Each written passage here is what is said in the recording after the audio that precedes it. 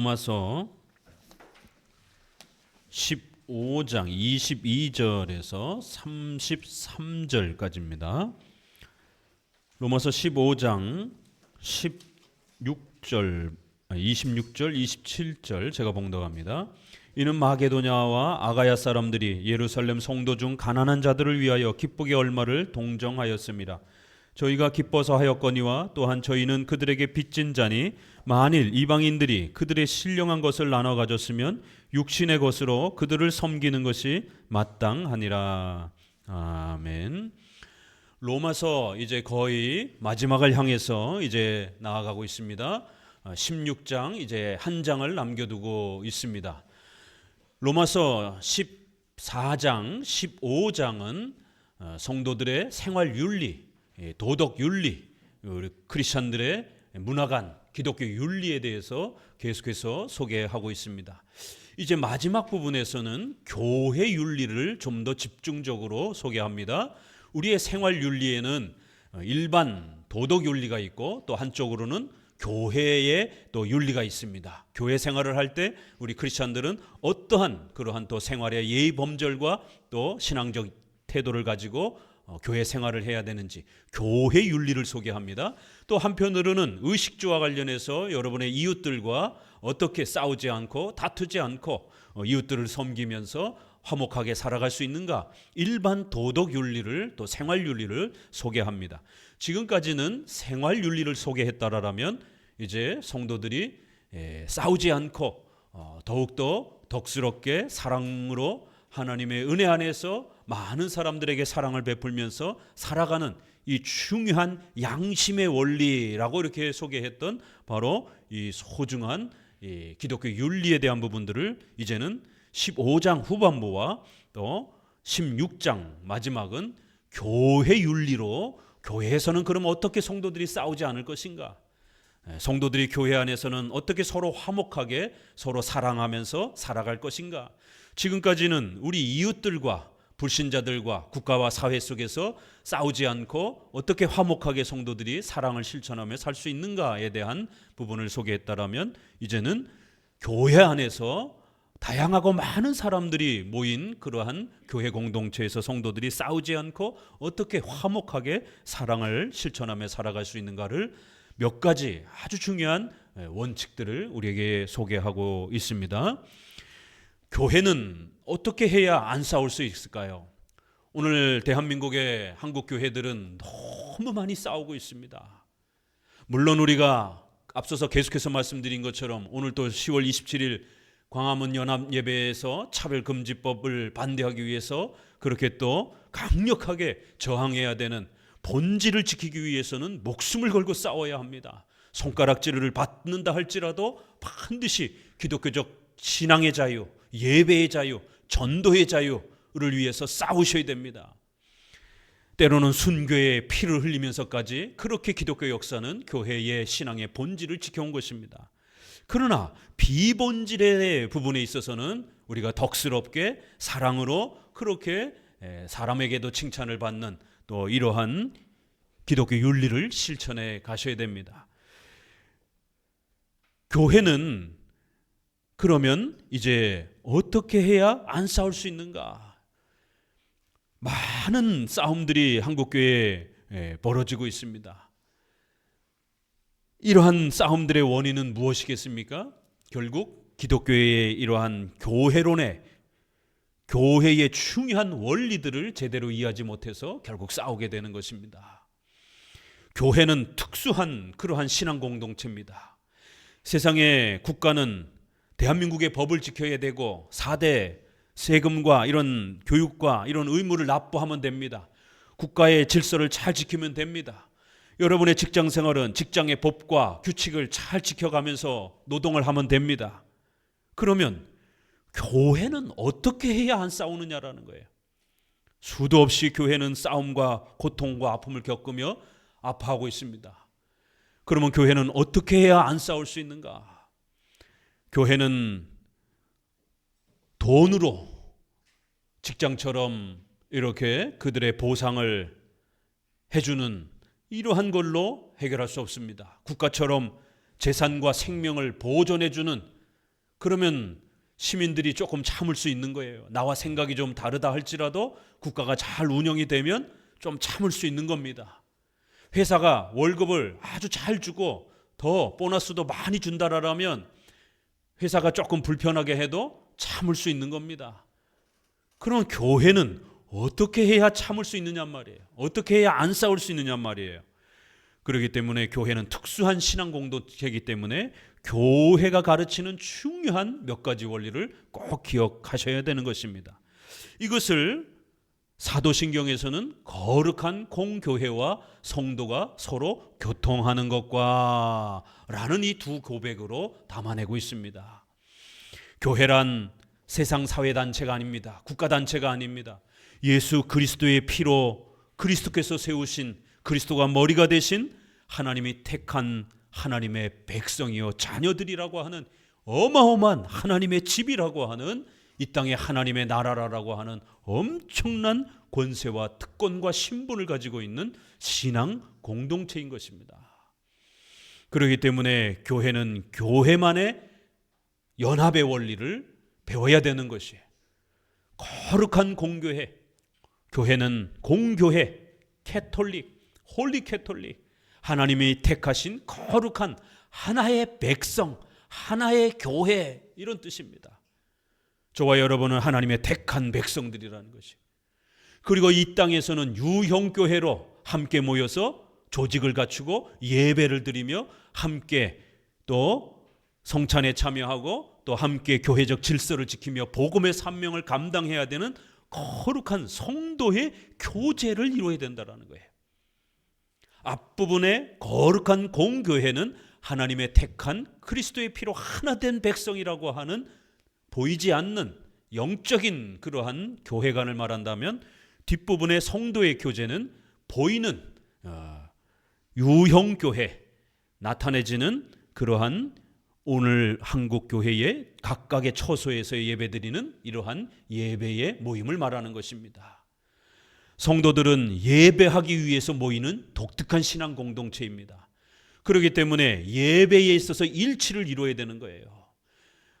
성경적인 올바른 예배를 함께 신앙 고백으로 지켜가야 됩니다. 어떤 사람은 막 떼굴떼굴 굴르고 막 쓰러지고 뭐 미래를 예언한다고 그러면서 이렇게 신비 체험을 강조하면서 이렇게 예배를 드리면 그거를 죄악시하고 그거를 비성경적으로 여기는 성도들은 굉장히 불편한 겁니다. 그러한 예배를 드리고 싶지 않은 것이에요. 사회정의를 외치고 인권과 평등을 외치고 남북 통일을 외치고 이러면서 교회가 예배를 그런 식으로 드리게 되면 그걸 반대하는 성도는 굉장히 불편한 거예요.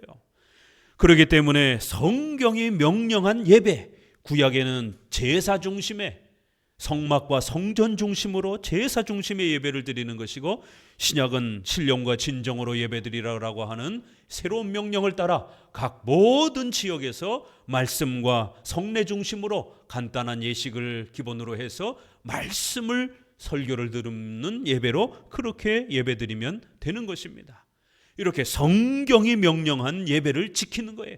이걸 우리가 규정적 예배 원리, 성경이 규정하고 명령하는 것을 지키고 계승한다. 우리가 좋아하는 그런 어떤 퍼포먼스를 하는 게 아니라 성경이 가르치는 그러한 예배를 지켜가는 것이다라는 거예요. 이러한 예배의 일치와 교제가 있어야 되는 겁니다. 그래야 모두 즐거움과 기쁨으로 서로 싸우지 않고 당신의 예배는 틀렸다, 당신의 예배는 이상하다라고 이렇게 서로 비난하지 않고 모두가 다 기쁨으로 성경적 예배에 참여하는 즐거움으로 서로 은혜를 누리며 그 감격스러운 은혜로 서로가 서로를 사랑하고 서로가 서로를 용서하고 격려하는 이러한 예배적 일치가 일어나는 거예요. 그 예배적 일치에는 말씀을 듣는 같은 성경의 해석과 같은 교리에 대한 이해와 같은 성경을 읽는 이러한 성경에 대한 일치와 교리에 대한 일치가, 말씀에 대한 일치가 있어야 되는 겁니다.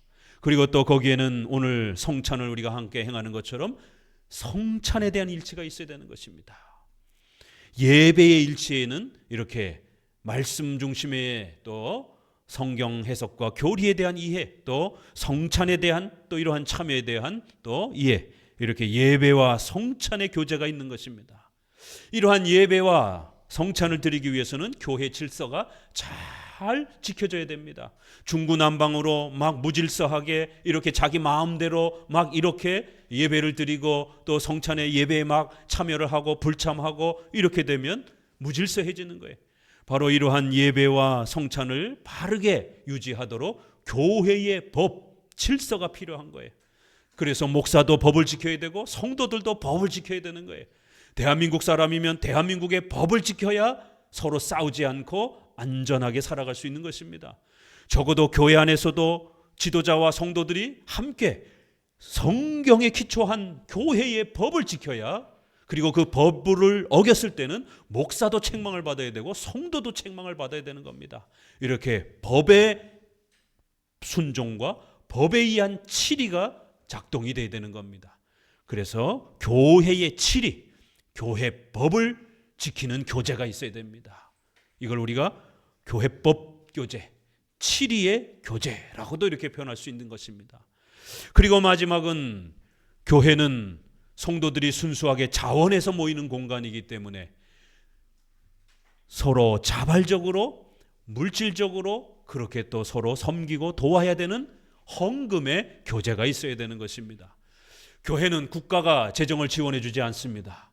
그렇기 때문에 성도들이 모이는 이러한 예배의 공간, 또 예배의 이런 많은 요소들을 우리가 사용하려고 하면 당장 전기세부터 시작해서 건물에 사용하는 이런 월세부터 시작해서 많은 비용이 들어갑니다. 특별히 또 목회자는 직업을 갖지 않고 전심으로 성경을 연구해서 또 성도들에게 성경을 가르치는 봉사를 하고 있기 때문에 또 그러한 많은 전임 사역자들을, 선교사들을 또 섬기기 위한 그러한 재정적인 지탱이 되지 않는다라면, 신학교를 우리가 지탱해 주지 않는다라면 우리 자손의 시대에는 목회자가 중단되어지는 심각한 일이 벌어지는 것입니다. 그렇기 때문에 목회자를 계속해서 양성하고 그 목회자가 훌륭한 성경의 교사로서 사역할 수 있도록 또 그렇게 신학교를 지원하고 또 목회자의 생활을 지원해야 되는 그러한 또 사명을 감당하기 위해서는 반드시 헌금의, 자발적 헌금의 또 교제가 있어야 되는 겁니다. 아무리 예배와 성찬과 교회법을 잘 지켜도요, 성도들이 헌금을 하지 않으면 모일 공간이 없는 겁니다. 사역할 목사가 없는 것이에요. 그 목사를 배출할 신학교가 없는 것입니다. 그러면 성도들이 어떻게 모여서 예배드리겠습니까? 물론 집에서 335 모여서 성도들끼리 그냥 성경을 읽고 묵상하고 그럴 수는 있습니다. 그러나 성경에서 말하는 공적인 예배는 그러한 교회 모습을 말하고 있지 않습니다. 또 성도들이 다 비슷비슷하다면 직장 생활하면서 언제 성경을 연구하고 수많은 책들을 읽고 이렇게 연구합니까? 다 직장 생활하면서 바쁘단 말이에요. 그러면 성도들의 이러한 성경에 대한 이해 수준이 비슷비슷하단 말이에요. 그러면 누가 누구를 가르치고 누가 누구를 지도합니까? 결국 성도들은 더 신앙으로 성장하지 못하는 이런 어려움을 겪게 되는 거예요. 아무리 앞부분에 3가지 교제가 잘 준비되어 있어도 성도들이 자발적으로 헌금하지 않는다라면 함께 모일 수가 없는 겁니다. 자, 예배와 성찬과 치리와 헌금의 교제가 교회 안에서는 가장 중요한 연합의 원리인 것입니다. 오늘 본문을 통해서 성도의 교제, 우리가 사도신경에서 고백하는 성도가 서로 교통하는 것과 성도가 서로 교제하는 것을 믿습니다. 나는 이러한 교제를 지켜갈 것입니다. 나는 이러한 교제에 자발적으로 참여하겠습니다. 나는 이러한 교제를 반드시 예수님의 명령으로 지켜가겠습니다. 성도의 교제를 믿습니다. 라고 고백하는 것이. 그런데 많은 분들이 사도신경을 제대로 정기적으로 공부하지 않다 보니까 성도가 서로 교제하는 것, 교통하는 게 뭔지 잘 몰라요. 사도신경에서 그렇게 고백은 하는데 성도의 교제가 뭐지? 나랑 친하는 사람끼리 밥 많이 먹고 차 많이 마시고 이런 게 성도의 교제입니까? 그거는 세상 사람들도 하는 것이에요. 교회만이 가르치는 가장 중요한 그 성도의 교제라고 하는 그 고백에는 이 네 가지가 압축되어 있는 겁니다. 사도신경은 그걸 다 담을 수 없기 때문에 대표로 이렇게 압축해서 성도가 서로 교제하는 것을 믿사옵나이다, 이렇게 고백하는 거예요. 오늘 본문을 통해서 이 네 가지의 성경의 교회의 연합의 원리를 성도가 어떻게 교제하는지, 우리 성도들은 왜 이러한 네 가지의 교제를 반드시 의무적으로 또 책임적으로 또 법적으로 순종과 복종의 의무를 짊어지고 이 교제를 해나가야 하는지를 다시 한번 오늘 본문을 통해서 잘 배워서 교회가 하나 되는, 교회가 견고해지는 이러한 또 연합의 소중한 말씀들을 또 잘 배워가시기를 바랍니다. 22절부터 24절을 한번 읽어봅니다. 그러므로 또한 내가 너희에게 가려 하던 것이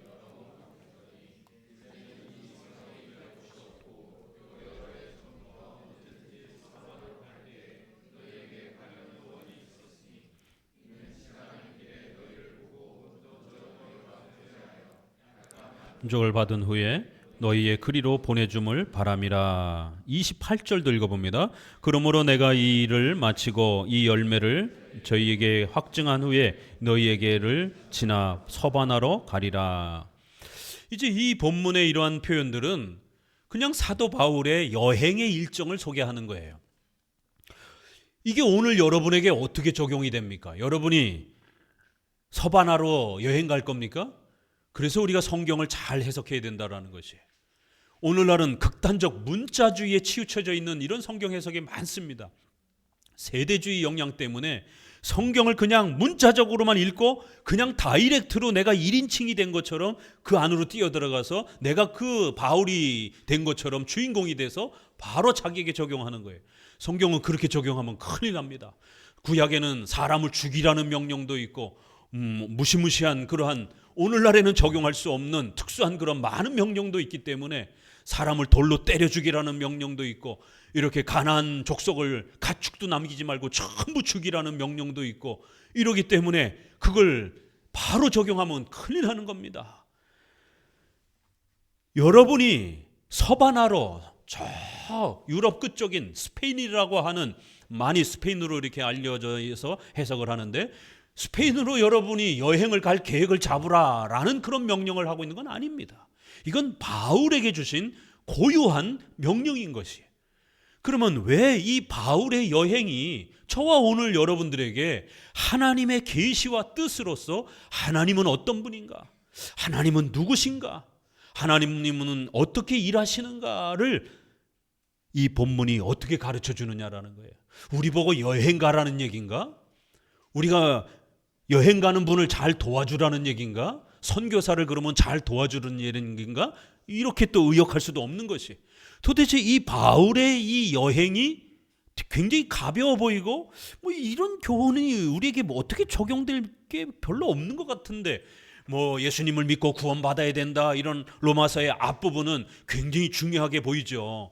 그러나 뒷부분에서 바울이 여행을 가는데 여행 일정이 어떻고 또 여행을 준비를 어떻게 하고 또 내가 가면 너희들이 어떻게 도와줘야 되고 이런 얘기들이 오늘 우리에게 어떻게 적용돼야 되냔 말이에요. 굉장히 어려운 것입니다. 읽기는 내용은 그렇게 어려운 내용이 없어요.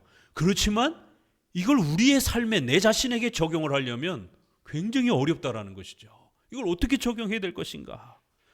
바울은 왜 하나님의 계시를 받아서 자신의 이 이방 지역인 저 멀리 유럽의 저 끝자락인 스페인과 같이 유럽 전체 저 끝까지 전도 여행을 하는 것을 이렇게 이야기해주고 로마 교회가, 로마 성도들이 이 일을 도와달라라고 얘기를 하는 것이에요. 자, 바로 여기에는 그동안 우리가 함께 배웠던 장로 정치 질서가 숨겨져 있는 겁니다. 우리 장로 정치는 성경에 기초하는 거예요. 목사님도 성도도 우리는 오직 성경에 기초한 신자들입니다. 성경에 근거하지 않는 것은 우리는 어떤 것도 할 수가 없는 것이에요. 오직 성경에 기초한 그러한 대로 우리는 믿어야 되는 거예요. 성경이 가르치는 대로 우리는 교회 생활을 해야 되는 거예요. 성경이 가르치는 대로 우리의 또 일상생활을 해나가야 되는 겁니다. 이렇게 성경을 사랑하는 것이 기독교입니다. 그런데 성경은 엄청난 분량을 가지고 있기 때문에 또 성경은 구약에 사람을 죽이라는 이러한 특수한 명령이 있습니다. 또 구약에는 성전을 지으라고 하는 이런 엄청난 명령이 있습니다. 그럼 우리가 비행기 타고 이스라엘의 절기에 맞춰서 예루살렘으로 가서 예배를 드려야 됩니까? 이건 불가능한 것이에요. 구약은 이런 명령들을 하고 있습니다. 그럼 이걸 어떻게 적용할 겁니까? 또 요한계시록에는 뿔 달리고 뿔이 10개씩이나 달리고 목이 잘려나가고 또 용으로 번역된 짐승이 나오고 이런 숫자와 짐승과 온갖 이러한 비유와 상징들이 쏟아져 나옵니다. 에스겔, 다니엘도 그렇습니다. 이걸 어떻게 해석을 해야 됩니까? 구약에는 때로 솔로몬은 1000명이라고 하는 부인이 있습니다. 다윗도 부인이 많습니다. 신약에는 일부 일처제를 강하게 명령하고 있습니다. 그러면 구약에는 일부 다처제를 이야기하고 있는 겁니까? 이거 어떻게 해석해내야 됩니까? 그래서 반드시 성경은 일치된 해석의 기준이 있어야 되는 겁니다.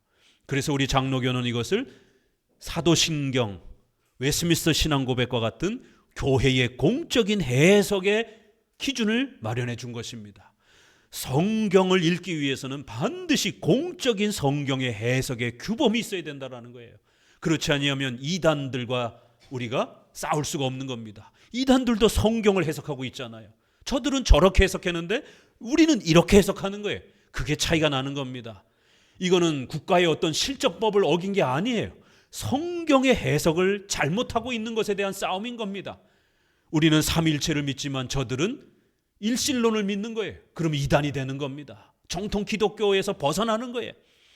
이렇게 신조의 교리의 중요한 기준을 가져야 되는 겁니다. 그리고 신조에서도 구체적으로 또 언급하지 않는 부분들이 있습니다. 사도신경은 아주 짧잖아요. 그 모든 걸 다 담아낼 수는 없습니다. 그래서 그 시대마다 필요한 교회 안에 필요한 질서들은 당회와 노회와 총회가 교회법을 통해서 정하는 겁니다. 주일 예배는 명령된 성경의 문자적 명령입니다. 그러나 11시 예배 드려야 될지 10시 예배 드려야 될지는 그거는 교회법을 통해서 교회가 결정한 것이에요. 변경 가능합니다. 이렇게 세부적인 일정은 교회법을 통해서 정하는 것입니다. 성경, 신조, 교회법이라고 하는 이 질서를 구축하고 있는 것이 장로교회 제도입니다. 장로교회 제도가 우리 성도들에게 굉장히 많이 낯설 겁니다.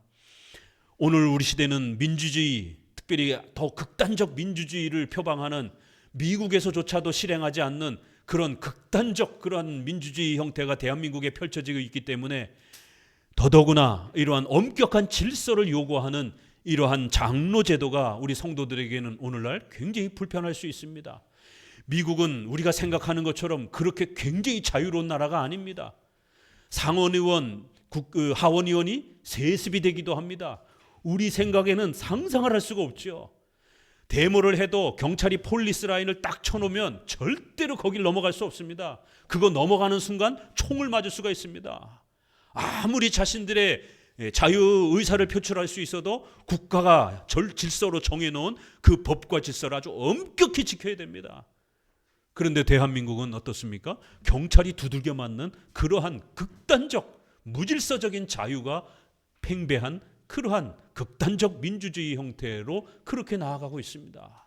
아직 민주주의에 대한 시민적 그런 훈련과 연습과 교육이 충분하지 못하다 보니까 이러한 극단적 무질서적인 민주주의가 펼쳐지고 있고, 그러한 극단적 무질서적 개인의 자유만 강조하는 모습들이 교회 안에까지 들어와서 완전 자유, 극단적 자유, 개교회적 자유를 부르짖는 이러한 무질서들이 독립파적인, 회중파적인 개인의 자유만, 개교회의 자유만, 완전한 자유만 강조하는, 내 마음대로 신앙생활하겠다라고 하는, 어떠한 질서도 불편하다라고 하는, 어떠한 간섭도 불편하다라고 하는 이러한 법과 질서를 불편하게 여기는 그러한 극단적 자유신앙 시대에 우리는 살아가고 있습니다.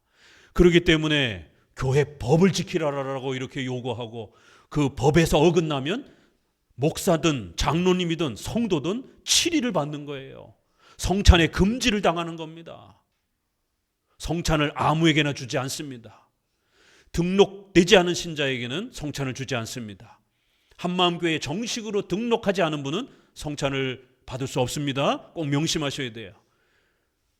아직 게스트로, 손님으로 이렇게 예배 참석만 하고 계시는 분은 성찬을 받을 수 없는 겁니다. 왜냐하면 아직 교인으로서 보증과 확인을 할 수 없기 때문에 그런 것이. 그래서 외부에서 타교에서 이명증서를 가지고 온다든가 또 친분이 있는 목사님을 통해서 소개를 받고 그분이 성실한 신자다라고 하는 보증을 해줄 수 있는 그러한 소개를 받고 오신 분이라든가 이렇게 특수한 경우에 보증을 받을 수 있는 몇몇 분 빼놓고는 정식으로 등록된 신자, 세례받은 신자만이 이 성찬이라고 하는 교회의 엄청난 이 예식과 선물을 받을 수 있는 것입니다. 아니 뭐 이렇게 까다롭게 합니까? 그냥 교회 오면 다 주문되는 거 아닙니까? 장로교회는 성찬의 질서가 있는 겁니다. 또 교회의 이러한 예배 생활과 교회 생활에서 질서를 지키지 아니하면 책망을 받고 치리를 받는 것이에요. 때로는 면직도 당합니다. 직분자들은 직분을 파해버리는 것이에요. 출교도 있습니다. 교회로부터 쫓아냅니다. 아니 성도를 쫓아내요? 네, 쫓아낼 수 있습니다. 출교가 있습니다. 목사님도 쫓아낼 수가 있습니다. 목사님이 이단에 빠지거나 이렇게 되면 몇 번 권고하다가 징계하고 쫓아냅니다. 성도도 역시 마찬가지예요. 교회의 성도들의 교제를 방해하고 성도들에게 자꾸만 이상한 거를 퍼뜨리고 이러면 몇 번 권면하고 그래도 듣지 않으면 출교시킵니다. 특별히 성도가 이단에 빠졌는데 회개하지 않는다든가 또 윤리 부분에 있어서 우리 사회의 기본 도덕 윤리 부분에 있어서 심각한 범죄를 행했을 때 국가 사회로부터 감옥에 구속이 될 정도의 심각한 이런 범죄를 저지르게 되면 출교할 수도 있습니다. 또 그 정도는 아니어도 특별히 교회 안에 교회 공동체의 교제를 무너뜨리는 아주 무서운 독약과 같은 게 있습니다. 다단계. 아주 교회가 이 다단계 때문에 아주 홍역을 앓습니다. 어떤 형태로든지 교회 안에 다단계에 빠져서 성도들에게 다단계에 참여하라라고 이렇게 막 유혹을 한다든가 그것이 발견되어지면 출교될 수도 있습니다. 10여 년 전에도 다단계에 빠진 성도가 교회 안에 왔다가 아주 홍역을 앓았습니다. 저희도. 그래서 어떻게 돌이켜 보려고 제가 잠실에까지 가서 과천, 잠실 우리 대한민국의 다단계 성지입니다. 거기까지 가서 그 정보들을 취합해가지고 이게 얼마나 어리석인 것인지를 분석해가지고 알려주기도 하고 그렇게 온 정성을 다해서 다단계에 빠지면 안 된다라고 설득을 했는데도 결국에는 못 빠져나오더라고요. 결국 쫓아냈습니다. 다른 성도들이 피해를 입을 수 있기 때문에 이렇게 영적으로 재산적으로 성도들이 교제가 파괴되어질 수 있다라면 교회는 출교할 수도 있는 겁니다. 이게 장로교예요. 그래서 장로교가 어떤 정치 질서보다 가장 안전한 것입니다. 목회자도 다른 목회자들로부터 견제와 목회자의 신학과 설교를 끊임없이 검증받고 견제를 받기 때문에 목회자도 이단에 빠질지 안 빠질지 견제가 되고 또 그렇게 균형을 이루는 거예요. 우리 성도들도 무질서하게 마음대로 마구잡이로 신앙생활하는 게 아니라 법을 잘 지켜가기 때문에 서로에게 피해를 주지 않고 안전하게 신앙생활할 수 있는 겁니다. 많은 사람들이 모여있는 곳이기 때문에 사고가 발생할 수 있는 겁니다. 그래서 더욱 질서가 필요한 거예요. 이 질서가 없으면 물질적으로 육체적으로 어떤 사고가 발생할 수 있는 거예요. 또 교회는 이단에 이런 문제가 있기 때문에 또 영적으로 심각한 또 위험에 빠질 수 있는 위험들이 있는 것입니다. 그래서 신약성경, 구약성경 할 것 없이 끊임없이 오직 예수님을 믿음으로 구원받는다라고 하는 칭의와 구원의 원리를 가르치고 난 다음에는 신속히 어떻게 살아야 될 것인가, 의식주와 관련해서 일상생활에서 우리가 어떻게 살아야 되는가, 또 교회에서는 어떻게 생활해야 되는가를 끊임없이 이렇게 소개하는 거예요. 그럴 때 특별히 교회 안에서는 장로 정치 원리를 따라서 교회 생활을 해야 가장 안전하게 신앙생활할 수 있다는 것이. 자, 그러면 여기에 어떻게 장로교회의 원리가 나오고 있습니까? 로마 교회는요, 바울이 한 번도 방문한 적이 없는 교회입니다. 바울이 전도해서 세운 교회가 아닙니다. 특수하게. 일반 교회들은 바울이 전도해서 1차, 2차, 3차 전도 여행을 통해서 바울이 전도해서 세웠는데, 특별히 이 로마 교회는 선생님이, 목사님이 없는데 성도들이 스스로 교회를 세운 그런 특수한 교회입니다. 우리 대한민국이 그렇습니다. 일본에 유학을 갔다 온 이수정, 또 그 다음에 또 중국으로 유학을 갔다 온 또 이런 분이 구약을, 신약을 이렇게 번역을 하면서 제합리교회, 또 제물표교회라든가 이런 아주 초기의 교회들을 목사님도 없는데 성도들끼리 모여서 예배를 드립니다. 언더우드가 처음 한국 땅을 밟았는데 교회가 있는 거예요. 깜짝 놀란 겁니다. 당신들 누구냐? 어떻게 전도를 받았느냐? 결국 유학자들이 이렇게 국가의 어떤 사무 때문에 이렇게 일본으로, 중국으로, 청나라로 유학을 갔다가 거기서 전도를 받아서 이렇게 교회 공동체를 형성한 겁니다. 로마도 오순절 사도행전 2장에 엄청난 역사가 일어납니다. 거기에 보면은 엄청난 민족들이 자기들의 언어로 복음을 들었다라고 말합니다. 그래서 그들 중에 보게 되면 로마 지역에 있는 사람들의 이름들도 나옵니다. 그래서 그들이 로마로 돌아가서 교회를 세우는, 이러한 사도가 먼저 가지 않고 성도들이 교회를 세우는 그러한 교회가 된 겁니다. 자, 그러면 이제 여기서부터 문제가 발생이 됩니다. 오늘날처럼 개교의 중심, 독립파나 회중파, 회중들이 중심이 돼서 자기 교회만 독립적으로 완전 자유를 강조하면서 장로교회처럼 이렇게 노회, 총회와 같이 상회의 법적인 연합과 복종을 불편하게 여기고 상회의 간섭, 교회법의 간섭, 이런 거를 싫어하는 개교회주의, 완전 자유를 강조하는, 그래서 독립파 교회라 그러는 거예요. 옛날에는 조합교회라고도 이렇게 표현을 했습니다. 아파트 조합 설립처럼 성도들이 자기들끼리 특수 목적으로 그렇게 공동체를 형성한다. 각각의 단체마다, 각각의 아파트 단지마다 절대로 서로가 침해할 수 없잖아요. 그런 것처럼 독립된 권한과 자기들의 자유를 갖고 그 공동체를 형성한다. 이래서 조합교회라 이렇게 표현을 하기도 하고, 독립교회라 이렇게 표현하고, 회중들이 중심이 되기 때문에 목사는 중요한 게 아니에요. 회중들이 의사결정을 모든 게 다 하는 거기 때문에 회중교회라고도 이렇게 표현을 한 겁니다. 이들은 장로교회의 이러한 교회법, 상회, 이러한 그 치리, 이런 걸 굉장히 싫어합니다. 그러는 건 교권주의다, 로마 카톨릭 제도다라고 비판을 합니다. 그러나 성경은 구약에도 70인의 장로를 소개하고 있고, 신약에도 사도행전에 보면 끊임없이 장로를 세우라고 권면하고 있고, 디모데 전후서 오늘 우리 수요일에서 지금 하고 있지 않습니까? 장로를 세우라고 끊임없이 요구하고 있습니다. 이렇게 성경적 정치는 장로제도인 거예요. 장로제도의 핵심은 목사와 장로가 대표가 돼서 성도들을 다스린다라는 거예요. 그리고 그 목사님과 장로님은 개교회의 그 당회는 반드시 노회와 총회라고 하는 다른 교회의 구속, 종속을 받아야 된다라는 거예요. 그리고 거기서 결정된 교회법의 다스림과 지배를 받아야 된다라는 거예요. 종속과 복종의 의미가 있다라는 거예요. 그리고 모두가 통치하는 게 아니라 목사님과 장로들, 지도자들이 통치하는 거예요. 이 두 가지가 아주 중요한 핵심 원리입니다. 이거를 독립파, 회중파는 싫어하는 것이. 자, 그러면 지도자들의 권위를 존중해야 되는 겁니다. 또 상회에 반드시 묶여 있어야 돼요. 종속적이어야 됩니다. 법적으로 책임을 지고 서로가 의무와 책임을 다해야 됩니다. 법에 서로 묶여 있는 거예요. 해도 되고 안 해도 되고가 아니에요.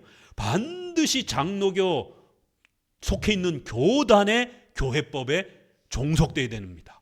그래서 우리 웨스트민스터 신앙고백은 종속적이다라는 표현을 씁니다. 이 단어는 굉장히 잘못 읽으면 불편한 단어지만 종속적이다. 합법적이다, 법적으로 묶여 있어야 된다, 이런 아주 강한 단어를 쓰고 있습니다. 의무적이어야 된다라는 것이에요. 자, 그러면 이 두 가지, 다른 교회와 상회와 교회법적으로, 종속적으로, 법적으로 강력하게 묶여서 책임과 의무를 다해야 된다라는 내용이 과연 오늘 본문에 있는가? 목사와 장로의 이런 지도자들의 가르침과 다스림을 존중하고 그의 권위를 잘 존중해야 된다라는 그런 내용이 오늘 본문에 있는가? 잘 찾아보시면 돼요. 대략 오늘 세 가지가 명령이 되고 있습니다. 한 번도 바울을 본 적이 없어요. 바울이 세운 교회도 아니에요. 그러니까 바울하고는 아무 상관이 없어요. 사도 바울의 말을 안 들어도 돼요. 사도 바울의 권면을 안 들어도 그만이에요. 사도 바울이 뒷부분에 오늘 26절 27절에 헌금해달라는 얘기예요. 이 돈 달라는 얘기가 과거에나 오늘날이나 제일 민감한 얘기잖아요. 성도의 교제가 하나 되기 위해서 정말 성도들이 서로 연합하고 서로 희생하고 서로 헌신하여 하나 되려고 하는지를 테스트하는 가장 좋은 기준이 있습니다. 그건 돈입니다. 자기가 속해 있는 공동체에 돈을, 헌금을 내는지 안 내는지를 보게 되면 그 마음을 볼 수가 있습니다. 우리 속담에도 돈 가는데 마음 간다 그러는 거예요. 마음 가는데 돈 간다라는 거예요. 마태복음 6장에 하나님과 돈 둘 다 섬길 수 없다라는 거예요. 결국 우리의 영원한 보물이 있는 곳에 우리의 마음도 거기로 향한다라는 거예요. 그렇기 때문에 하나님의 나라인 이 땅의 유형교회를 사랑한다라면 당연히 그 유형교회를 함께 섬기기 위해서 우리의 양식인, 우리의 생명에 해당이 되는 양식을 함께 나눌 수밖에 없는 겁니다. 돈 가는데 마음 가고 마음 가는데 돈 가는 것이, 돈을 어떻게 쓰느냐를 보면 그 사람의 마음 씀씀이를 알게 됩니다. 이거는 세상에서도 그렇고 교회에서도 그렇고 사람의 마음을 나타내는 아주 중요한 척도이기도 합니다. 여러분이 배우자를 아주 사랑하는데 돈을 한 푼도 안 써요. 생활비를 안 줘요. 그러면 그건 사랑하지 않는 것입니다. 결국 가족이 된다라고 하는 것은 식구, 우리 한문도 그걸 잘 표현해놨어요. 먹을 식자, 밥을 같이 먹는 거예요. 입을 같이 밥으로 나눠 먹는 사람들이 식구인 거예요. 다른 사람하고는 음식을 나눠 먹지 않는 거예요. 교회란 하나님의 백성으로 모인 성도들의 공동체, 거기에 성도들이 재정을 가지고 가난한 성도들이 어려움에 처했을 때, 누가 수술을 할 때, 갑자기 어려움에 처했을 때 서로 함께 도와주지 않는다라면 사랑하지 않는 거예요. 목회자가 직업을 갖지 않고 전담 사역으로 하는데 목회자의 가정을 돌보지 않는다라면 그건 서로 사랑하지 않는 것입니다. 그래서 오늘 마지막 이제 교회의 교제를 이야기하는데 헌금 얘기하는 겁니다. 돈 얘기하는 거예요. 로마 교회 너희들 헌금에 참여하라는 거예요. 구제 헌금에 참여하라는 거예요. 바울을 한 번도 본 적이 없어요. 바울이 세운 교회도 아니에요. 그러나 너희가 교회로 세워졌다라면 반드시 다른 교회랑 연합되어 있다라는 거예요. 타 교회랑 반드시 상회와 총회와 노회와 반드시 상회와 연합되어 있는 교회지, 아무리 성도가 세웠다 할지라도 그 교회가 혼자 있는 교회가 아니라는 거예요. 완전히 자기의 자유를 극단적으로 가지고 있는, 우리도 먹고 살기 바쁜데, 우리 교회도 유지하기 바쁜데 뭔 예루살렘 교회를 도와요. 우리도 힘듭니다. 이러면 안 된다라는 겁니다. 사도들이 세운 교회도 아니요, 또 어떤 조직을 서로 나눠 가진 그런 교회도 아니지만 교회로서 세워졌다라면 반드시 상회의 교회법에 법적 책임감을 짊어진다라는 거예요. 그런데 지금 예루살렘 교회가 기근이 닥쳐서 엄청난 어려움에 고난을 겪고 있다라는 거예요. 그렇기 때문에 로마 교회도 사도들이 세웠지 않았지만 또 유대인과 이방인, 이게 지금 앞부분부터 얼마나 많이 갈등을 일으켰습니까? 유대인들은 이방인들을 적처럼 여겼어요. 사람으로 여기지 않았습니다. 그래서 우리가 베드로의 실수에서 보는 것처럼 안 가려고 그래요. 하나님이 가라고 하는데도 안 가잖아요. 사도행전 10장에 보게 되면. 유대인들에게, 이방인에게 전도하는 게 이거 쉬운 일이 아닙니다. 그런데도 그 어려움을 극복하고 베드로도 그렇고 바울도 다 유대인이에요. 오순절 사건을 통해서 유대인들은 사마리아인들이 싫지만 자기들이 여태까지 싫었던 사람들이지만 예수님의 명령 때문에 그들에게 복음을 전한 겁니다. 그들이 복음을 전했기 때문에 로마 교회가 세워진 것이에요. 그러니까 이제 거꾸로 예루살렘의 유대인들이 지금 기근 때문에 엄청난 고난을 겪고 있다는 거예요. 고린도, 데살로니가, 아가야 지역, 이건 지중해 연안을 끼고 있어서 옛날이나 지금이나 바다를 끼고 이렇게 있으면 무역이 왕성하기 때문에 돈을 많이 법니다. 그러니까 고린도 교회라든가 이러한 교회들은, 데살로니가 교회들은 돈이 많아요. 넉넉해요. 그런데 예루살렘은 가난한 시골 동네입니다. 그렇기 때문에 이러한 부분에 있어서 예루살렘이 더더욱 기근을 닥친 거예요. 그러니 성도도 목회자도 굶어 죽게 생긴 겁니다. 그러니까 마케도냐 교회, 고린도 교회, 아가야 교회, 다른 교회들도 이방인 교회지만 헌금에 참여하고 있는 거예요. 그러니 너희 로마 교회도 한 번도 예루살렘 유대인들이 가본 적도 없고 사도들이 세운 적도 없고 바울이 세운 교회도 아니지만 반드시 의무적으로 교회가 세워졌으면 상회와 법적으로 의무적으로 묶여 있어야 된다는 거예요. 종속되어 있어야 된다는 거예요. 그러니까 내가 서바나라고 하는 저 멀리 또 전도 여행을 갈 때 내가 너희를 거쳐서 이렇게 가게 되면 반드시 너희가 헌금으로 전도 여행에 필요한 모든 경비를 도와줘야 된다는 거예요. 이 이방인을 전도하는 일에 로마 교회가 동참해야 된다는 거예요. 이렇게 바울의 전도 여행은 개인의 전도 여행이 아니라 교회가 세워져 가고 있는 중요한 원리를 가르치고 있는 겁니다. 그리고 그런 원리를 통해서 장로 교회의 조직과 연합의 성격들을 가르쳐 주는 거예요. 바울이 세웠든 안 세웠든 그게 중요한 게 아닙니다. 교회로서 세워지게 되면 교회들은 반드시 개교회로, 독립파 교회로, 회중파 교회로 있어서는 안 되고 다른 교회와 의무적으로, 신앙적으로, 물질적으로 서로 연대와 연합과 교회법적인 의무적인 연합을 갖춰야 된다는 거예요. 그리고 또 선교라고 하는 이런 사명을 감당한다라면 우리 교회 선교든 다른 교회가 선교하든 선교사를 파송하게 되면 함께 지원해야 된다는 거예요. 신학교를 교단에서 세웠으면 우리 교회가 안 세웠더라도 우리 교단의 신학교가 되는 겁니다. 그러면 반드시 성도들이 신학교 또 헌금을 지원해야 됩니다. 저희 교회도 매년 신학교 헌금을 하고 있습니다. 저도 신학교에서 지금 조직신학 교수로 강의하고 있습니다. 학생들이 전부 다 장학금으로 지금 공부하고 있습니다. 옛날에는 MDB 가정이 막 300만 원씩 되고 막 그랬습니다. 근데 지금 교단마다 학생들이 지원을 하지 않습니다. 그래서 학교마다 전액 장학금으로 제도가 바뀌어버렸어요.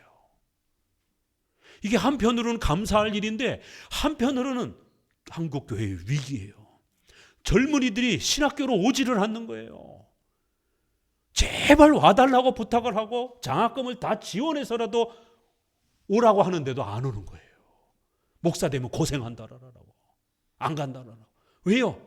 한국교회 성도들이 목회자를 섬기지 않았기 때문에, 목회자의 가정이 쫄쫄 굶으면서 사는 것을 성도들이 봤기 때문에 내 자식은 절대로 목사 안 시킨다 이렇게 되는 거예요. 오늘 이제 오후에 우리가 제172서 272서 이게 교회 헌법 내용입니다. 스코틀랜드에 거기에 권면하는 내용이 나옵니다. 목회자가 너무 가난하게 살게 되면 다음 세대 성도들이 목회자 안 시킨다라는 거예요. 아, 목사가 되면 저렇게 아주 평생 가난하게 살아야 되는구나.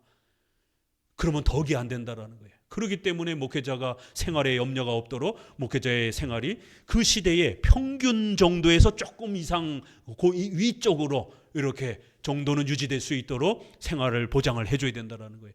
그래야 다음 세대의 전도사님과 강도사님이 아, 그래도 목회자가 돼도 굶어 죽지는 않는구나, 이렇게 그래도 성도들로부터 대접받을 수 있구나라고 자신감과 위로가 되어야 그 부모들이 자식을 신학교에 보내지, 내 자식이 목사가 돼서 평생 가난하고 굶어 죽을 수 있다라면 어느 자녀가 목사를 신학교에 보내겠느냐라는 거예요. 어느 당사자가 목사가 되려고 자원하겠느냐라는 거예요. 이건 바로 한국교회의 성도들의 이기주의 때문입니다. 물론 우리 주변에 뭐 연봉이 1억씩 10억씩 되는 그런 교회도 물론 있습니다. 그거는 0.1%인 겁니다. 대형 교회 몇몇 교회 빼놓고 한국교회 7, 80%는 100명이 안 되는 그러한 미자리 교회들입니다. 그 통계 수치를 보게 되면 7, 80%가 미자리 교회, 최저 생계비도 받지 못하는 그런 교회들이 대부분 7, 80%를 차지합니다. 과거에는 성도들이 최선을 다해서 헌금을 하고 정말 아낌없이 헌금하던 시절도 있어요. 그런데 지금은 더더욱이나 이제는 성전 건축이라든가 이러한 또 상처 때문에 이젠 더 이상 성도들도 헌금하지 않으려고 하는 개인주의가 너무 팽배한 그런 시대에 돌입해 버렸습니다.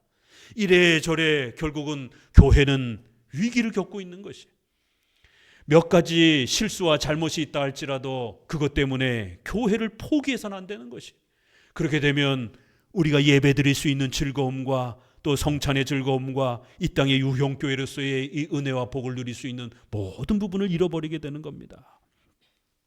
이렇게 세 가지, 전도와 선교의 법적인 의무, 그 다음에 헌금에 대한 법적인 의무, 그 다음에 마지막 부분에는 로마 교회여 당신들이 나를 위해서 기도해 주세요. 한 번도 본 적이 없는 사도 바울이지만 내가 이제 전도를 해야 되는데, 이방 교회를 세워야 되는데, 또 이 헌금을 가지고 예루살렘으로 가야 되는데 거기에 나를 방해하는 아주 나쁜 사람들이 있습니다.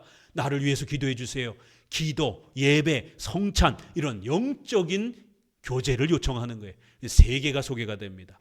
그리고 이제 16장 뒷부분에 가게 되면 이단에 속하여 있는 그런 자들을 멀리하라라고 7위에 대한 이야기가 이제 마지막 4개가 나옵니다. 그래서 오늘 본문에는 이렇게 장로 교회의 이러한 법적인 의무와 책임을 짊어지는 전도와 선교의 책임, 그 다음에 헌금에 대한 책임, 그 다음에 예배에 대한 이러한 책임, 이렇게 세 가지가 묶여 있는 것입니다.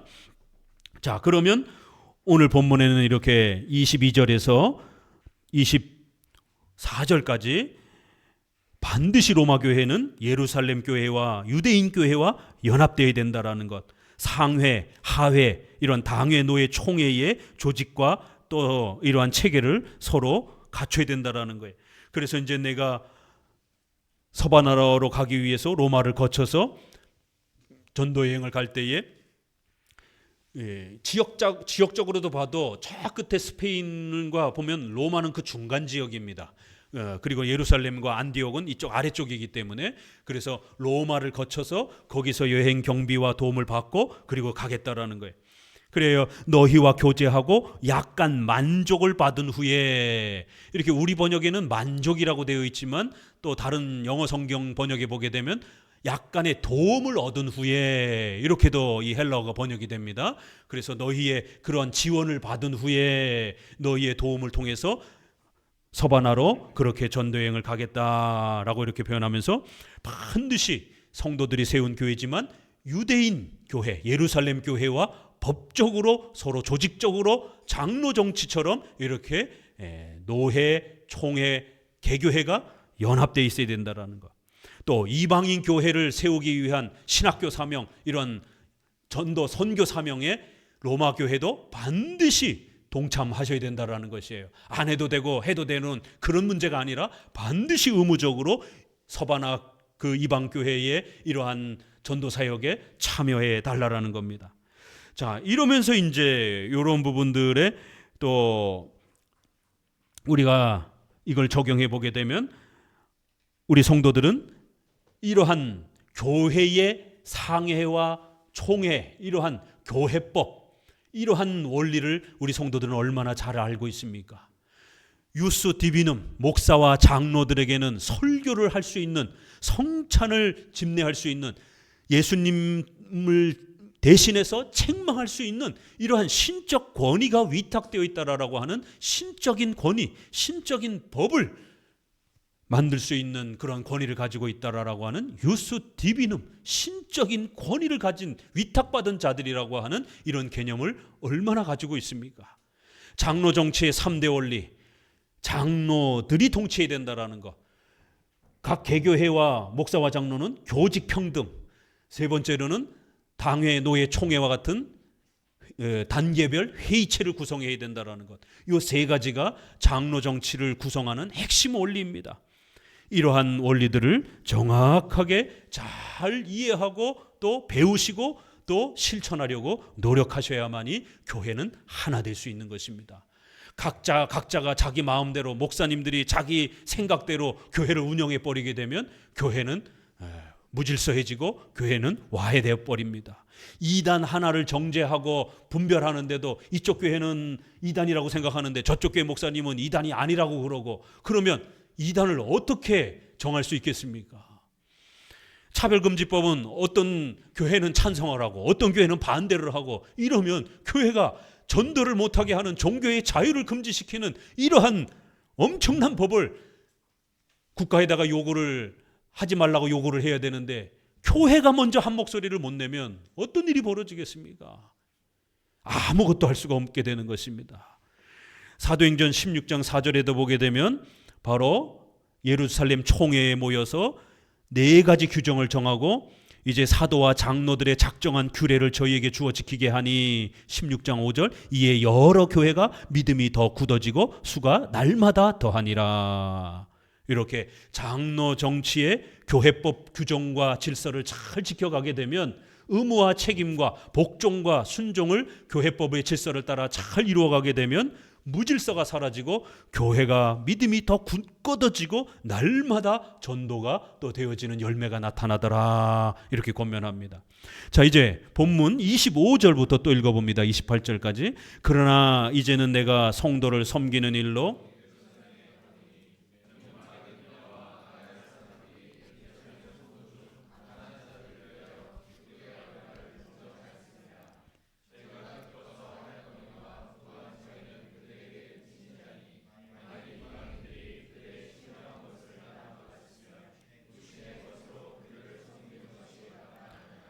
그러므로 내가 이 일을 마치고 이 열매를 저희에게 확증한 후에 너희에게를 지나 서바나로 가리라. 첫 번째는 상회의 조직에 반드시 서로 의무적으로 연합되어 있어 그런 신학교에 대한 사명, 이방 선교에 대한 사명을 함께 짊어져야 된다라고, 이렇게 장로교 조직 제도에 연합해야 된다라고, 유대인 예루살렘 교회에 함께 조직에 너희가 참여해야 된다라고 이렇게 권면한다라면, 두 번째는 지금 예루살렘 교회가 기근을 맞이해서 엄청난 재정적 어려움을 겪기 때문에 구제 헌금을 통해서 로마 교회도 적극적으로 참여하라라고 돈 얘기를 꺼내는 겁니다. 그런데 본문에는 헌금을 너희도 하라라는 문자적인 직접적인 명령은 없어요. 그렇지만 마케도냐 교회라든가 아가야 교회 얘기를 왜 하겠습니까? 다른 교회도 지금 이렇게 엄청난 헌금을 해서 그 헌금을 가지고 지금 내가 가고 있다라는 거예요. 그래서 로마 교회 너희에게 지금 바로 가지를 못하고 예루살렘 교회에 들렸다가 너희에게로 가겠다라는 여행 일정을 말해주는 거예요. 바울이 참 기가 막히게 우회적으로 헌금을 요구하고 있는 겁니다. 직접적으로 돈 내! 이러면 좀 부담스러워 할까봐, 아직은 사도가 직접적으로 가본 교회도 아니고 세운 교회도 아니기 때문에 혹시라도 로마 교회 성도들이 상처를 받을 수도 있는, 또 어려움을 겪을 수도 있는, 오해할 수도 있는 여지가 있기 때문에 지금 이방인 교회였던 마케도냐, 아가야 교회, 이런 교회들이 헌금을 해줘서 이 재정을 가지고 지금 내가 급히 예루살렘으로 가야 되기 때문에 너희에게 바로 갈 수가 없다라는 거예요. 그럼 이 편지를 읽고 있는 로마교회 성도들은 어떤 마음이 들겠어요? 우리도 헌금해야 되나? 우리는 헌금 안 해도 되나? 다른 교회들은 헌금을 많이 했대는데.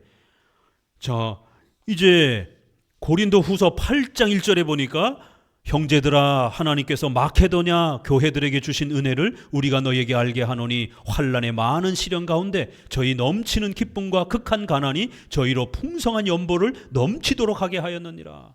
마케도냐 교회도 재정이 넉넉지 않은데 헌금을 모아서 예루살렘 가난한 교회 성도들을 도와주라라고 그렇게 헌금을 많이 해줬다라는 거예요. 그러면서 누구를 책망해요? 고린도 교회 성도들을 책망하는 거예요. 8장 10절에 이 일에 내가 뜻만 보이고 이것은 너희에게 유익함이라. 너희가 1년 전에 행하기를 먼저 시작할 뿐 아니라 원하기도 했다라는 거예요. 너희가 1년 전에 구제 헌금하겠다라고 작정하지 않았느냐. 근데 왜 아직까지도 헌금을 안 하고 있느냐라고 책망하는 거예요. 11절 이제는 행하기를 성취할지니 마음에 원하던 것과 같이 성취하되 있는 대로 하라. 이렇게 고린도 교회를 향해서 마케도냐 교회를 예를 들어서 마케도냐 교회도 이렇게 열심히 가난 중에도 헌금을 하고 있다. 그들도 어려운 중에 헌금을 하고 있는데 너희들 같은 경우는 더 넉넉한 교회 아니냐. 그런데 또 너희가 1년 전에 하겠다고 작정까지 했는데 이렇게 안 하고 있으면 어떻게 되느냐. 그러니까 빨리 헌금을 해서 같이 모아서 예루살렘 교회를 도와주자. 지금 예루살렘 교회가 엄청난 지금 가난에 시달리고 있기 때문에 자칫 잘못하면 사도들도 성도들도 굶어 죽을 수가 있다. 이러면서 고린도 교회를 권면한 겁니다. 그리고는 이제 오늘 로마서 본문에는 아가야 교회가 바로 그 고린도 지역입니다. 마케도냐 교회, 아가야 교회도 이렇게 헌금을 해줘서 그 엄청난 귀한 헌금을 가지고 내가 예루살렘으로 가고 있다라는 거예요. 그러면 너희들은 어떻게 할래? 이렇게 아주 간접적으로 이렇게 상처받지 않도록 직접적으로 이렇게 돈 내 그렇지 않고 우회적으로 이방인 교회들이 이렇게 많이 도와줘서 지금 예루살렘으로 그 헌금을 전달하는 중이야. 이러면 이방인 교회인 로마 교회도 사도들의 혜택을 받았잖아요. 결국 유대인 교회가 전도해서 그들이 복음을 받은 겁니다. 그러면 너희들은 물질적으로 섬기는 것이 당연하다라는 거예요. 유대인인 저 사람들이 이방인에게 다가서기가 얼마나 어려웠는지 너희들 아느냐. 나도 유대인이었지만 이방인에게 다가가는 건 너무 어려운 일이었다. 그러면 너희들 잘 사는 넉넉한 이방인 교회가 그 물질을 나눠서 유대인들에게 주는 것, 돈을 나눠주는 것, 그거 쉬운 일이 아닙니다. 교회에 헌금을 하는 거 쉬운 일이 아닙니다. 그렇지만 너희가 영적인 것으로 도움을 받았으면, 복음의 전도를 받아서 너희가 교회가 세워졌고 예수님을 알게 되었으면, 유대인들도 그렇게 어려웠지만 예수님의 명령이기 때문에 순종하면서 너희에게 복음을 전한 것이다. 그러면 너희도 돈을 나누는 게, 헌금하는 게 엄청 어려운 일이지만 예수님의 명령이라 생각하고 헌금을 해야 된다라는 거예요. 그래야 이방인 교회와 유대인 교회가 하나 될 수 있다라는 겁니다. 우리가 앞부분에서 유대인과 이방인이 어떻게 하나 될 수 있는가, 이 문제 가지고 계속해서 14장부터 지금까지 이야기해 왔습니다. 서로 사랑하자, 서로 하나 되자, 말은 많이 해놨는데 지금 유대인 교회가 엄청 어려움에 처해 있는데 넉넉한 너희들은 안 도와준다라면 다음에 유대인 교회가 너희들에 대해서 쉽게 너희들을 또 용납하겠느냐라는 거예요. 서로 적대시해서 우리 어려울 때 쟤네 안 도와줬어. 이방인들 우리 교회로 수용 못하겠어. 여전히 저 사람들은 사마리아 사람들 아주 그 옛날부터 불신자의 그 성품을 그대로 가지고 있어. 교인들이 아니야. 이렇게 배척할 수가 있게 되는 겁니다. 그래서 돈으로 서로 마음을 연합하게 묶어주는 겁니다. 정말 어려울 때 도와주는 사람이 진짜 친구가 되는 거예요. 정말 어려울 때 재정적으로 함께 섬겨주는 성도가 정말 귀한 성도가 되는 겁니다. 목회자가 성도들에게 말씀을 가르치기 위해서 직업을 갖지 않고 이렇게 전념해서, 목회자도 자식이 있기 때문에 여러분처럼 얼마든지 자식에게 좋은 걸 주고 싶고 학원도 보내주고 싶고 자식들의 미래를 위해서 뭔가를 해주고 싶지만 목회자는 그렇게 할 수 없는 직업을 갖고 있지 못하기 때문에, 저도 미자리 교회를, 개척교회를 섬기면서 아이들이 고등학교 졸업할 때까지 학원도 한번 제대로 보내지 못하고 유학을 보내고 이런 거는 0.1%의 교회인 겁니다. 그런 부자 교회 빼놓고 대부분의 교회들은 그렇지 못합니다. 여러분이 국가에 안정적으로 4대 보험을 그렇게 가지고 법적으로 확보하고 있는 권리도 목회자는 은퇴하면서 파지를 줍는, 종이 주스러 다니는, 아파트 경비원하는 그런 목회자들이 수두룩합니다. 생활비가 확보가 안 되기 때문에. 이게 교회의 현실이라는 것이에요. 그러면 적어도 이 땅에 우리가 유형교회를 함께 세워가기 위해서 목회자가 직업을 갖지 않고 전심전력으로 성도들을 가르치기 위해서 말씀으로 봉사를 한다라면 성도들은 10분의 1이라도 그렇게 11조 헌금을 통해서 교회와 목회자가 유지되도록 그렇게 물질적인 것으로 육신적인 것으로 도와주는 게 합당한 것이다라는 거예요. 만약 이것도 행하지 않는다라면 10분의 1 정도도 헌신하지 않는다라면 교회 자체가 유지가 안 된다라는 거예요. 말씀을 잘 가르칠 수 있는 훌륭한 목회자를 우리가 유지할 수 없다라는 겁니다. 장학금을 줘서라도 오라고 하는데도 오지 않고 있는 것이에요. 그리하여 오늘 본문에서는 이렇게 헌금을 너희도 했으면 좋겠다라고 하면서 마케도냐 교회, 아가야 교회를 이야기하고 그들이 기쁘게 했다라는 거예요.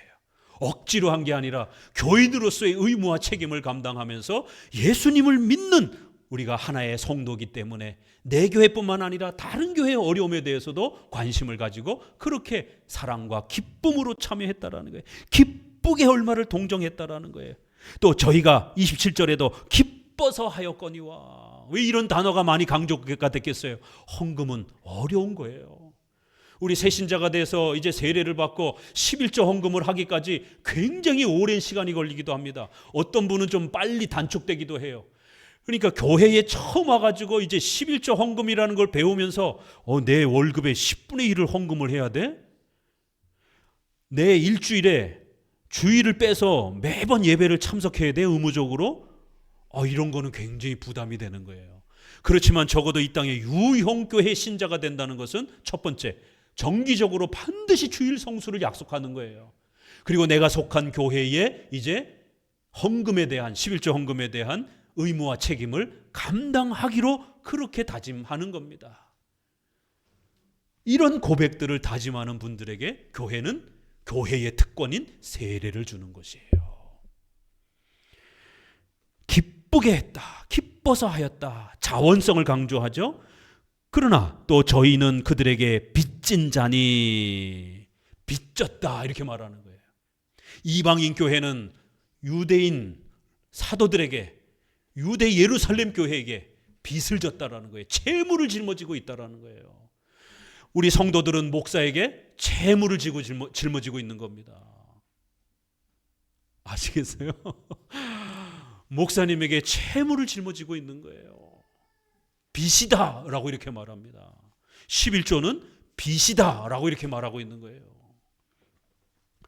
자원성을 얘기하고 있고 하나는 의무성을 이야기합니다.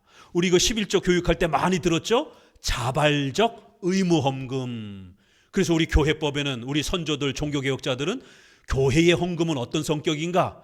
자발성이 있어야 된다는 거예요. 분명히 이것은 자원에서 하는 거예요.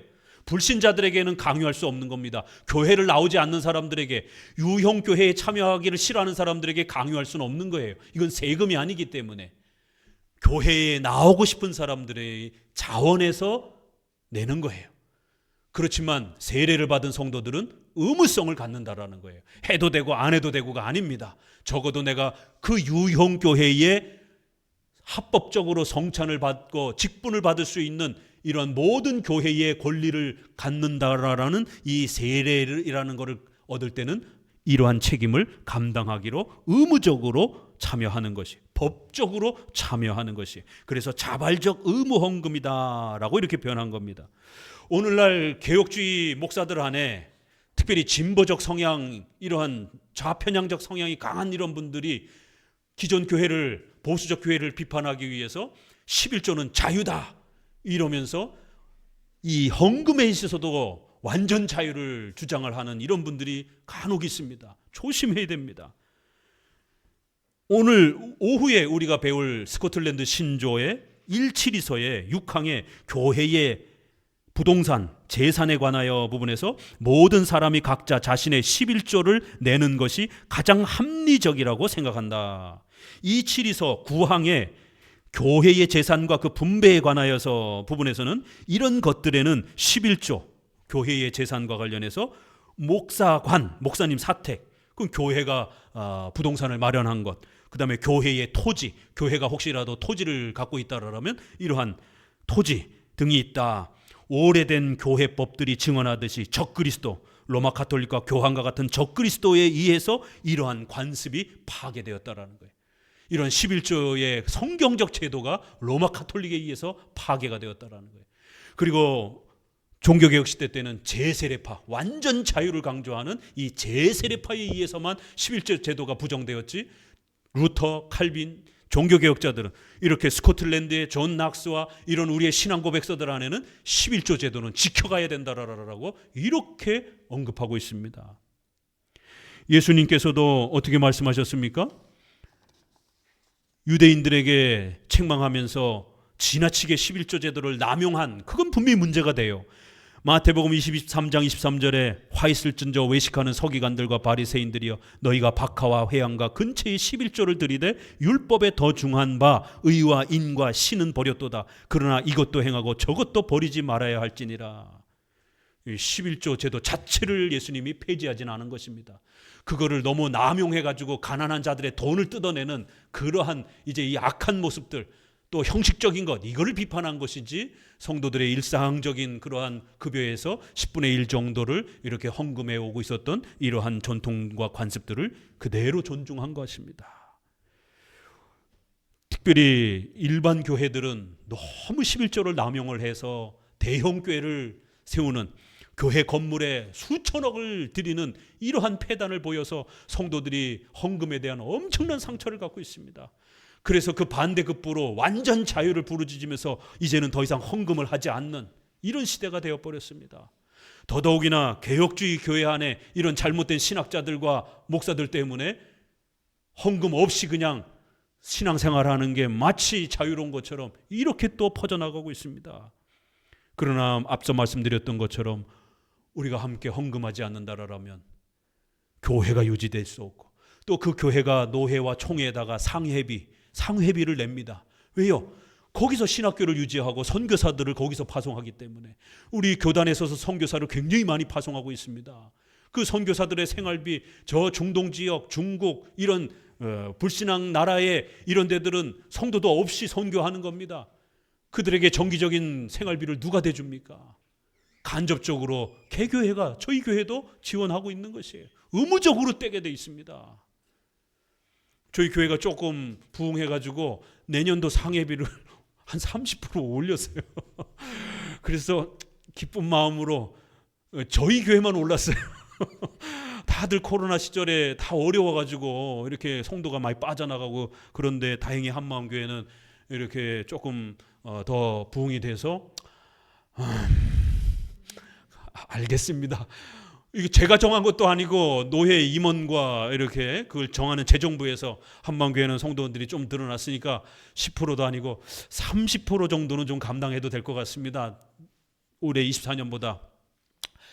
숨을 한번 크게 들으시고 저희도 어렵지만 알겠습니다 하고 그냥 순종했습니다.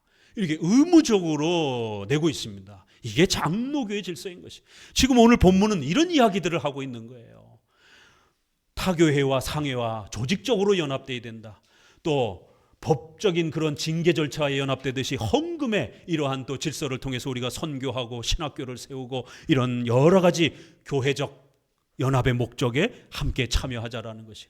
또 우리 성도들에게는 교회의 헌금에 적어도 11조 정도의 여러분의 일상의 급여를 그렇게 구별해서 하나님께 바치는 이러한 것은 하나님께 자신을 드리는 소중한 그런 헌금으로 그렇게 또 쓰여지는 겁니다. 그러면 고린도 후서 8장 9장에서도 보는 것처럼 재정으로 섬긴 우리 성도들에게 반드시 하나님이 재정으로 축복해 주겠다라고, 그 이상으로 축복해 주겠다라고 약속해 주고 있습니다. 절대로 성도들이 11조 헌금했다고 망하지 않는다라고 격려합니다. 재정으로 섬겼을 때는 재정으로 축복해 주는 것이에요. 그렇기 때문에 이 11조 제도를 잘 유지하고 훈련하고 지켜가는 게 중요합니다. 이거는 성도들의 돈을 뜯어내기 위해서가 아닙니다. 남용하는 자들의 문제이지, 건강하고 바르게 이 11조 훈련을 시키게 되면, 재정적으로 섬기게 되면 재정적으로 복을 받게 되어 있습니다. 이것은 하나님이 약속한, 고린도 후서에 약속한 반드시 심는 대로 거둔다라고 이렇게까지 약속할 정도로 하나님께서 교회의 재정적 섬김을 복 주시겠다고 약속합니다. 아니요, 더 갈 것도 없어요. 오늘 본문 이제 마지막에 소개가 됩니다. 29절부터 읽어봅니다. 내가 너에게 나아갈 때에 그리스도의 충만한 축복을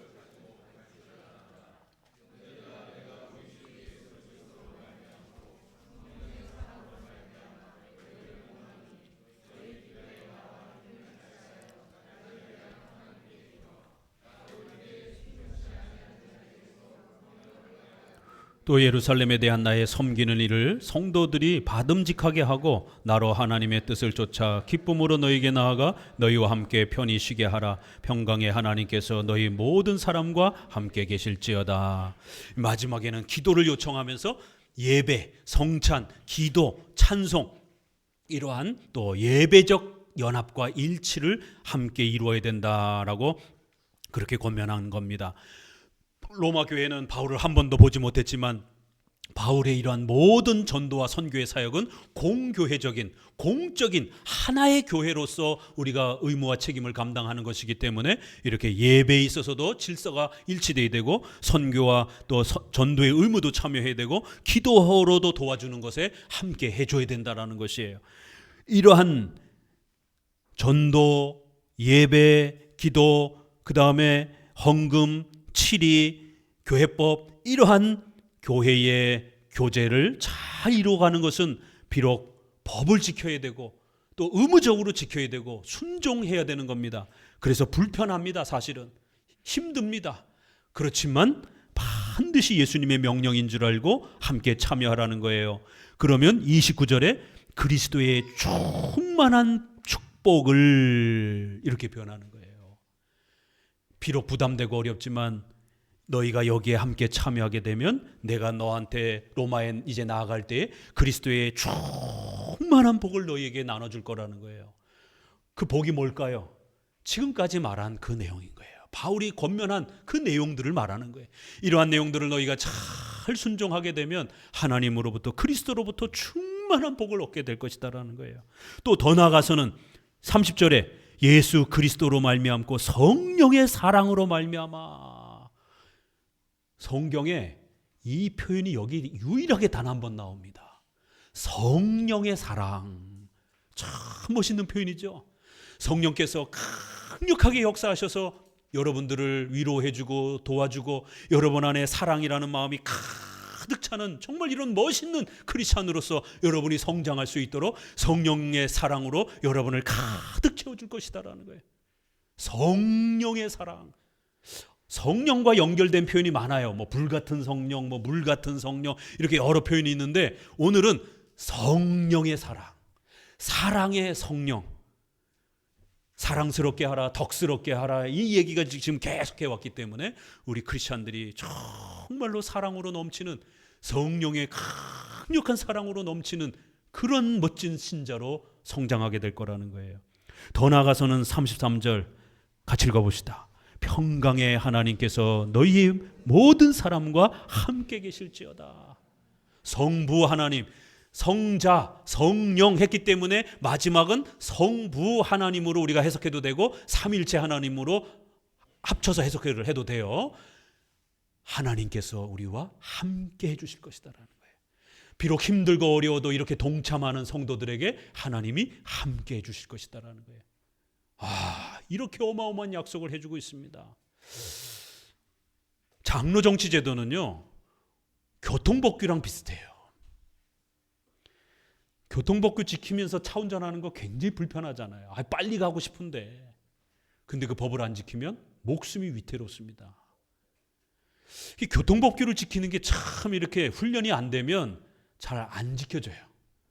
일본 사람들이 참 대단한 게 밤 12시가 지나도요, 빨간불 탁 들어오면 아무도 안 보는데 서요.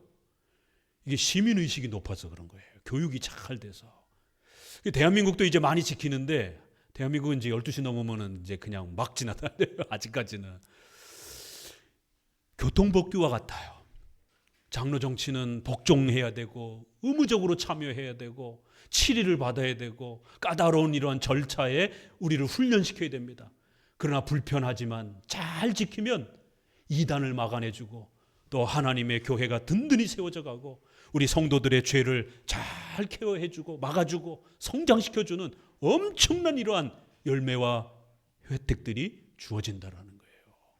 불편해도 오늘날 같이 극단적 자유를 주장하는 이런 시대에 다소 불편하고 힘들고 어려워도 장로정치 질서 안에서 성도의 교제를 이루어 가시기를 주의 말씀으로 권면을 드립니다. 기도합니다. 하나님 감사합니다. 오늘